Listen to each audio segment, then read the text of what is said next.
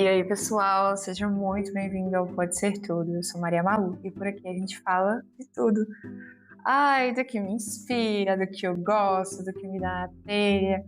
Pode ser papo cabeça, pode ser zoeira, um devaneio da madrugada, ou algo que eu descobri, mas que todo mundo já sabia e eu tô trazendo aqui como uma grande novidade. Gente, esse podcast não tem dia certo. Mas sempre que bater aquela vontade de conversar, você pode ter certeza que eu vou aparecer por aqui. Então, se ajeita aí e bora trocar ideia. Mais um episódio em que eu faço questão de trazer informações que provavelmente você já tinha, como se eu estivesse te apresentando uma grande novidade, um grande mousse. Ou talvez até seja uma grande novidade para você, caso você também tenha crescido em uma bolha de que as coisas são como são, assim como eu.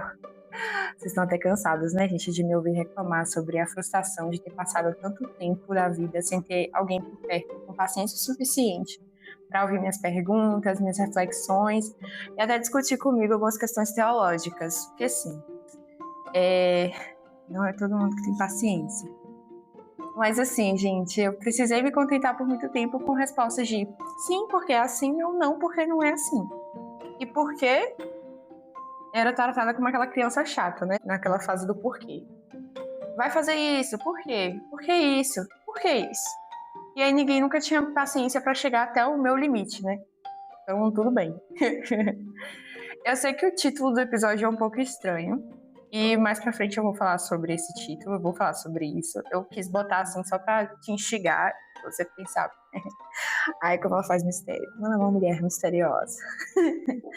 Mas antes eu gostaria de contar pra vocês o contexto por trás disso que eu quero trabalhar com vocês.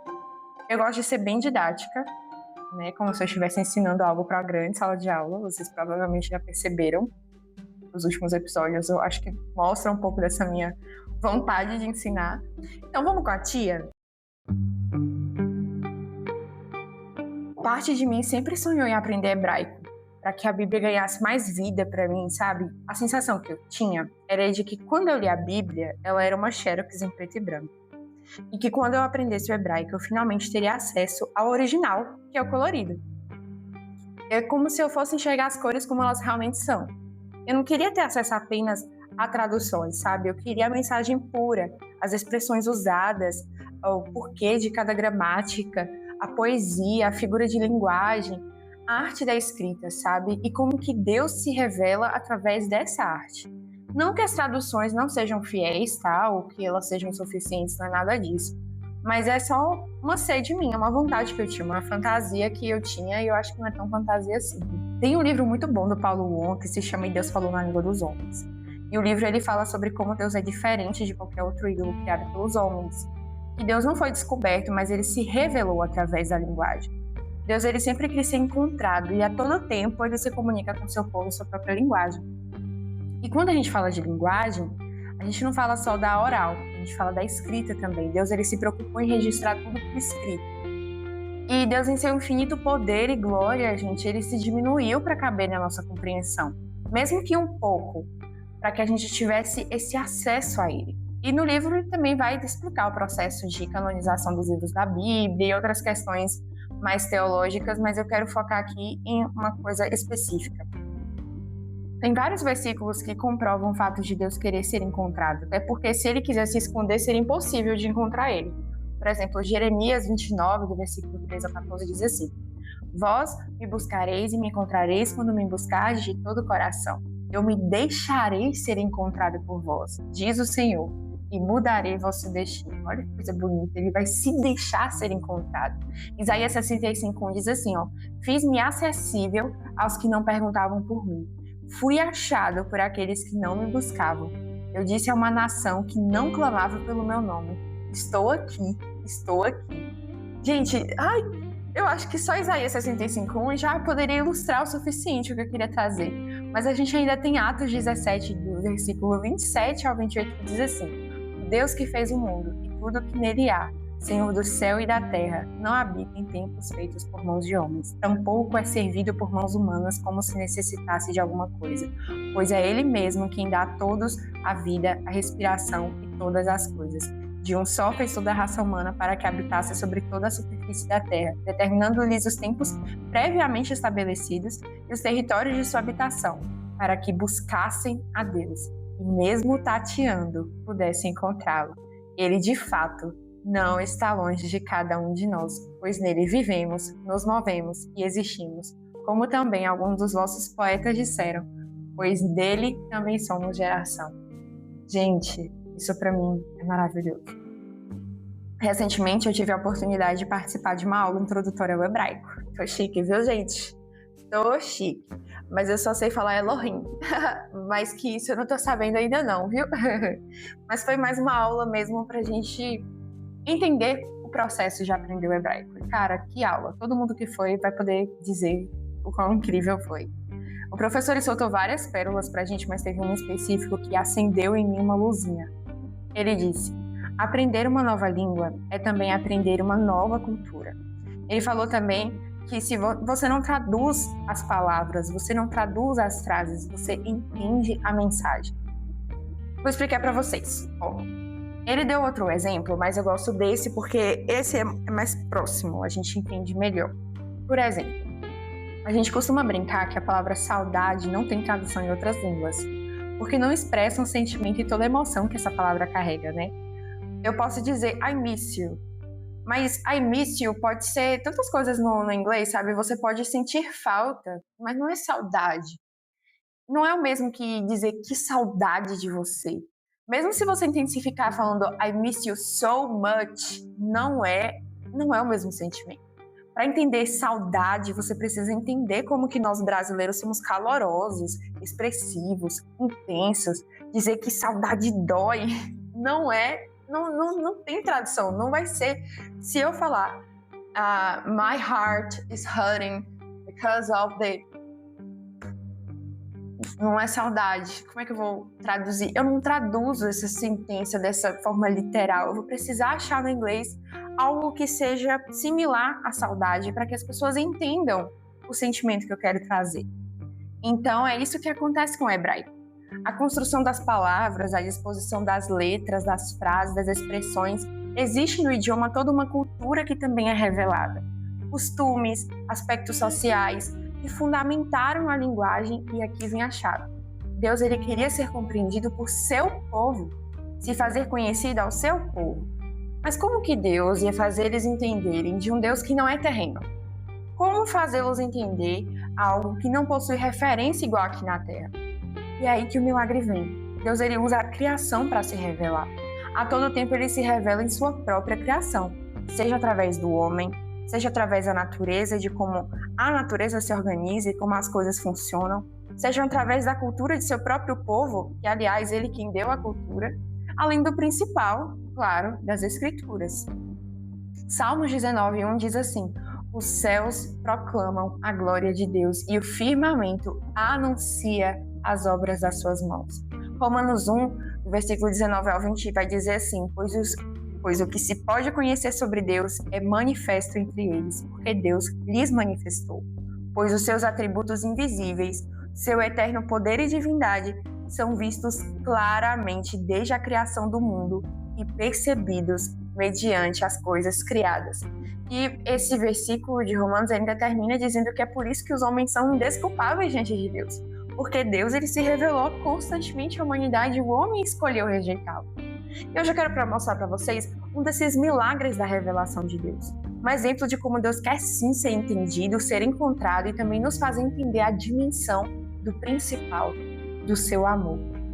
E, ok, a gente tem vários exemplos na Bíblia, mas eu não vou falar de Oséias, que comprou uma prostituta para mostrar como Deus nos comprou, e como Oséias sempre é o resgate dela, assim como Deus faz com a gente. É até um bom exemplo, mas eu quero falar de algo que foi muito mais cultural, algo que foi muito mais pontual para o meu relacionamento com Deus, que é sobre a paternidade e o sacrifício expiatório. Isaías 61:10 diz assim: eu me regozijarei muito no Senhor, a minha alma se alegrará no meu Deus, porque me vestiu de vestes de salvação.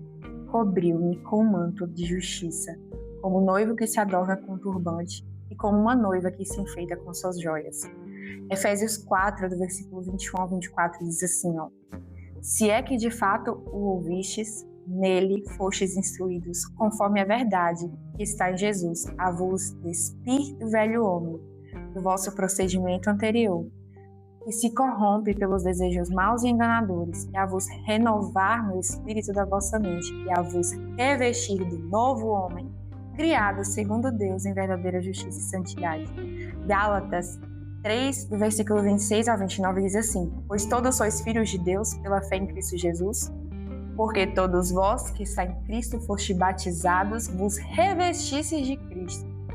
Não há judeu nem grego, não há escravo nem livre, não há homem nem mulher, porque todos vós sois uns em Cristo. E se sois de Cristo, então sois descendência de Abraão e herdeiros conforme a promessa. Por que eu trouxe esses textos? Vocês percebem que eles possuem uma coisinha em comum? Um detalhe que eu fiz questão de não deixar tão detalhado assim, eu enfatizei. Eles falam sobre vestimenta, sobre uma nova veste, sobre essa vestimenta ser Jesus. Isso não fazia muito sentido para mim. Para mim era só uma ideia que eu aceitava porque sim. Por exemplo, vestir Jesus para mim era uma figura de linguagem, uma forma poética de dizer que seríamos parecidos com ele, e era isso. Até que um dia eu notei que em Gênesis 3:21, quando Deus ele mata um animal inocente para usar a sua pele para vestir a humanidade da sua nudez, ali eu entendi que aquilo falava muito mais sobre Jesus do que eu imaginava. Deus poderia ter matado a serpente, né, para poder cobrir o pecado. Eu falei assim: serpente, já que você fez os filhos pecarem, agora você vai pagar com a sua pele. Eu vou vestir Adão e Eva com pele de cobra, olha que chique. Mas a Bíblia fala que Deus, ele veste o homem e a mulher com pele de um animal, e para ter a pele do animal, né, provavelmente não, a gente sabe que o animal morreu, então Deus mata um animal inocente, usa a sua pele para vestir a humanidade da sua nudez. Isso é uma anunciação do sacrifício de Jesus, um homem inocente, morto em sacrifício para nos cobrir do nosso pecado. Mas eu ainda tinha uma dúvida. Por que eu preciso ser coberta? Por que o sangue de Jesus é tão importante para a humanidade, sabe? De onde saiu essas comparações? Apenas dos sacrifícios expiatórios de Levíticos? E mais uma vez, a criação e a cultura respondem, me mostrando quem Deus é e a profundidade do seu amor nos fazer compreendê-lo ao nosso máximo. Não é ao máximo de Deus, a gente não consegue compreender Deus em sua totalidade, mas a gente consegue compreendê-lo com todo o nosso coração. Sem pesquisar, agora vamos conversar sobre o título desse episódio. Você sabe o que é a enxertia? A adoção por enxertia? Não estou falando de plantas, mas com as ovelhas. Isso mesmo. Sabe como é que funciona essa adoção por enxertia com as ovelhas? Gente, quando eu descobri isso, foi muito aleatório. Foi logo depois da aula de hebraico e eu chorei tanto vendo um vídeo tão simples. E o vídeo também era horroroso. Mas assim, o que acontece? A enxertia, ou esse processo de adoção em ovelhas, é o processo de induzir uma ovelha a aceitar e amamentar um cordeiro que não é seu, como se fosse seu próprio filhote. Um cordeiro que é órfão ou que foi rejeitado de uma ninhada de gêmeos. A enxertia, ela é realizada para garantir que esses cordeiros órfãos recebam a amamentação. É essencial nos primeiros dias de vida, né? Que recebam esse cuidado, esse carinho, que sejam de fato adotados. E ela permite que as ovelhas que têm apenas um cordeiro adotem um segundo, ou que as ovelhas com muito leite ajudem a amamentar cordeiros que têm mães com leite insuficiente ou que ficaram órfãos de alguma forma. E aí, gente, a gente tem os métodos, né? E foi nesse momento assim que o meu mundo caiu, porque eu não sabia da existência disso. Provavelmente todo mundo já sabia, mas eu não. O vídeo era basicamente um fazendeiro, um pastor de ovelhas, botando uma roupinha numa ovelha. Só que em um dado momento eu parei para observar essa roupinha na ovelha e era como se fosse a pele de outra ovelha. Eu ainda brinquei, falei, gente, que estranho, ele tá botando uma fantasia de ovelha na ovelha. Não era uma fantasia de ovelha. Aí eu liguei o áudio do vídeo e ele basicamente estava falando que esse processo era importante para aquele cordeirinho, porque ele estava vestindo a pele de outro cordeirinho que tinha morrido, para que a mãe do cordeirinho que morreu recebesse esse que está vivo e amamentasse esse que está vivo. Eu falei, não é possível que isso seja verdade. Isso aqui é IA, né? A gente tá assim, vídeo de IA. Fui pesquisar e era verdade. Gente, assim, ó, se um cordeiro morre, a sua pele ela pode ser retirada e colocada sobre o cordeiro órfão, como uma roupinha, fazendo com que a ovelha aceite ele pelo cheiro do próprio filho. E existe outro método também, que o cordeiro órfão ele é coberto com os fluidos da ovelha que vai adotá-lo, ou esfrega alguma coisa dela no cordeiro, porque o cheiro é fundamental para a aceitação. O cordeirinho ele precisa ter o cheiro ou do filhote da ovelha ou da própria ovelha para que ela o receba. E esse método da pele, de vestir o cordeirinho com roupinha, na mesma hora me acendeu. Assim, é como se Jesus tivesse falado assim, aqui ó filha, eu tô te respondendo a sua dúvida. E nesse momento assim, eu falei, cara, não é por acaso que Jesus nos comparou tanto com ovelhas. Não é por acaso que a Bíblia se refere a Jesus como Cordeiro Santo. Jesus ele não dizia ser filho de Deus para que a gente o copiasse, sabe? E falasse que Deus também é nosso Pai. Mas para que a gente entendesse que ele seria o Cordeiro morto que emprestaria a sua pele para nós, para que Deus nos recebesse como seus filhos. Gente, quando a Bíblia ela fala sobre nos revestirmos de novas vestes para agradarmos a Deus, não é para copiar Jesus, mas ser exatamente como Jesus. Só que como a gente não consegue fazer isso na nossa força, do nosso próprio braço, a gente precisa receber isso pela fé. Quando a gente crê no sacrifício de Jesus e crê que Jesus se entregou na cruz por nós e cremos que recebemos dele essas novas vestes que nos fazem ser aceitos por Deus, é como realmente somos recebidos e feitos filhos de Deus, descendentes de Abraão e herdeiros legítimos da promessa. E existe algo muito bonito para se observar também. Sobre a cultura, né? Que eu falei que Deus ele se revela através da sua criação e não termina por aqui essa grande revelação que eu tive. O pastorear ovelhas era a profissão mais comum, desde Caim e Abel. Lembra? O primeiro sacrifício que agradou a Deus foi justamente as melhores partes das primeiras crias do rebanho de ovelhas de Abel. Abel era pastor de ovelhas. E assim, todos conheciam as ovelhas e sabiam como que as ovelhas se comportavam. Então Jesus as usava de exemplo para que todos nós entendêssemos os fatos como ele havia interpretado. Por exemplo, todos sabiam sobre a necessidade das ovelhas de um pastor. As ovelhas, gente, elas não sobrevivem na natureza de modo selvagem. Se você solta uma natureza na ovelha, se você solta uma ovelha na natureza, ela não sobrevive. Elas não são predadoras, não têm bom senso de direção, elas precisam ser guiadas pelo seu pastor. E quando as Escrituras nos chamam de ovelhas, ela aponta para o fato do homem não sobreviver sem Deus. Tudo que o pastor dá às suas ovelhas é o que o Senhor nos concede. O pastor concede proteção, direção e alimento para suas ovelhas. Onde é que está na Bíblia que Deus concede tudo isso pra gente? Se você está me perguntando isso, eu vou assumir que você não é cristão ainda, que você é crente, você não lê a Bíblia, você não sabe onde é que está, eu vou dar um cascudo em você. Isaías 41:10, tem várias, tá, gente? Mas eu separei algumas, porque, né? Por favor, não vou ficar aqui a tarde toda narrando a Bíblia para vocês. Diz assim, não temas, porque estou contigo. Não te assustes, porque eu sou o teu Deus. Eu te fortaleço, ajudo e sustento com minha mão direita e fiel. Salmo 116:6. Vamos, Salmo 116. O Senhor protege os simples. Quando estou abatido, Ele me salva. Isaías 48:17 diz, assim diz o Senhor, teu Redentor, o Santo de Israel. Eu sou o Senhor, o teu Deus, que te ensina o que é útil e te guia pelo caminho que deves andar. Salmos 23, como é que a gente ia deixar Salmos 23 de fora, né?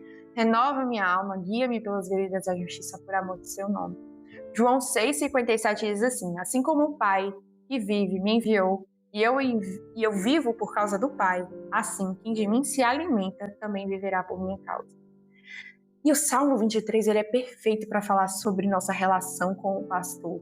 Até porque Davi, que escreveu o Salmo, ele era pastor de ovelhas. Se liga nesse paralelo aqui que a gente pode traçar em cada versículo. Versículo 1 diz assim: o Senhor é meu pastor, de nada terei falta. As ovelhas, elas dependem totalmente do pastor. Elas não sabem encontrar alimento sozinhas, não sabem se proteger e não sabem para onde ir. Então, se o pastor é bom, a ovelha ela não passa necessidade. Ele me faz deitar em pastos verdejantes, guia-me para águas tranquilas.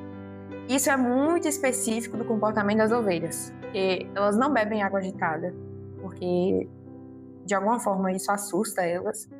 Precisam de lugares seguros para descansar e elas só deitam quando estão sem medo e bem alimentadas. Renova minha alma, guia-me pelas veredas da justiça por amor de seu nome. A gente já falou que as ovelhas não têm senso de direção, né? Elas se perdem facilmente, elas seguem qualquer caminho errado. E o pastor ele precisa guiar constantemente. Então não é só dar alimento, é também direcionar para o caminho da vida. Quando eu tiver de andar pelo vale da sombra da morte, não temerei mal algum, porque tu estás comigo. Tua vara e teu cajado me tranquilizam.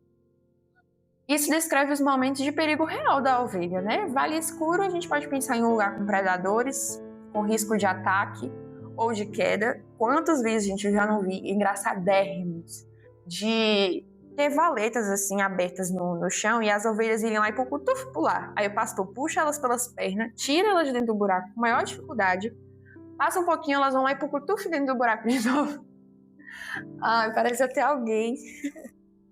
A vara, ela é usada para defender as ovelhas das ameaças. E o cajado é usado para puxá-la de volta quando ela se perde. Então, Davi, ele sabe o que ele está falando. Preparas para mim uma mesa diante dos meus inimigos. Unges a minha cabeça com óleo, o meu cálice transborda. Existe uma correlação que é possível, não sei se é certa, mas é possível. Os pastores, eles preparavam o terreno antes das ovelhas comerem. Tipo, tirava as pontas venenosas, via se tinha algum perigo. Então é como se fosse esse preparo da mesa, né? E ungir com óleo era uma prática, gente, que se utilizava para poder evitar parasitas nas ovelhas. Então passava-se o óleo para que as parasitas não ficassem ali e também tratava as feridas. Então o óleo, né, ungir com óleo não é... Aí eu não vou entrar muito nesse detalhe não, mas vocês entenderam. Bondade e misericórdia certamente me seguirão todos os dias da minha vida e habitarei na casa do Senhor para todo sempre. Isso aqui, gente, é basicamente as ovelhas vão viver melhor quando elas tiverem abrigo, estabilidade e um lugar seguro. E Jesus ser comparado com o cordeiro, a gente já explicou, né? Eu não vou ficar aqui dando voltas. Mas desde Levíticos, desde esse sacrifício de Abel, desde o sacrifício do Senhor para cobrir o pecado do homem, Jesus ele é comparado com o cordeiro justamente por ser... Desde o sacrifício da Páscoa, gente, Jesus ele é o foco, o centro de toda a palavra. Ele é revelado para o homem com a linguagem que o homem entende, porque existe essa preocupação do homem compreender o Senhor. A Bíblia vai dizer, quando Jesus está na sua oração intercessória para os seus discípulos, né, ele fala assim, que a vida eterna é conhecer a Deus. E a vida eterna começa aqui, porque a gente só vai ter conhecimento pleno de quem Deus é quando estivermos na glória com Ele. Mas a eternidade já começa aqui, a eternidade é conhecer o Senhor, a eternidade é conhecer a Deus. Então, quanto mais da palavra dele a gente buscar conhecer, mais perto dele a gente vai estar. Quanto mais da cultura do povo que recebeu as escrituras de primeira mão a gente conhecer, mais perto daquilo que o Senhor é a gente vai receber. Mas você está me dizendo que se eu não conhecer o hebraico, se eu não conhecer a cultura, eu não vou conhecer o Senhor? Não, de forma nenhuma. Mas é uma forma de você se proteger também dos falsos profetas. E muitas pessoas que fazem aplicações equivocadas às escrituras, que distorcem textos bíblicos, que querem imputar textos estarem escritos errados na tradução, porque no original está escrito de outro jeito. Só que aí a pessoa não entende nada de hebraico, viu alguma coisa no TikTok, fala um monte de mentira e você está acreditando porque você não tem conhecimento. O próprio livro de Oséias, Deus vai dizer, o meu povo perece por falta de conhecimento. Então imagina, se a vida eterna é conhecer a Deus, e você não está conhecendo o Senhor, você não está tendo acesso à vida eterna. Então, é isso. Era para ser um episódio curtinho, eu contando uma novidade para vocês. Eu acabei dando uma mega aula de teologia. Quem amou, que siga para mais dicas, arrasta para cima.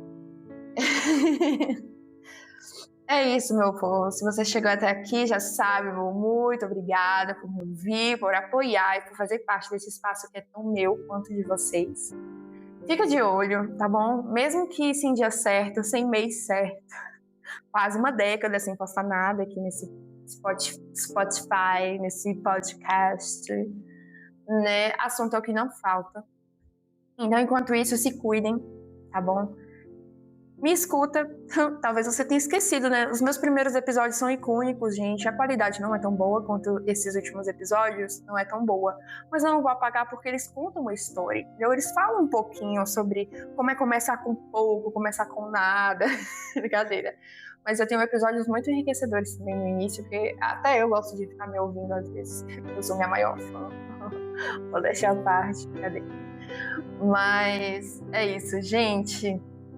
Sempre que quiser, volta aqui no Pode Ser Tudo, porque por aqui a gente fala de tudo.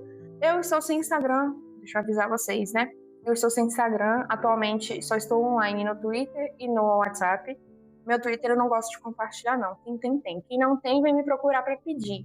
E eu tenho vergonha de passar, então provavelmente você ou ficará no vácuo, ou eu vou te passar depois de criar muita coragem para você conhecer a minha personalidade twitteira. Mas eu estou sem Instagram, quero me desligar um pouco, gente, da necessidade de validação, sabe?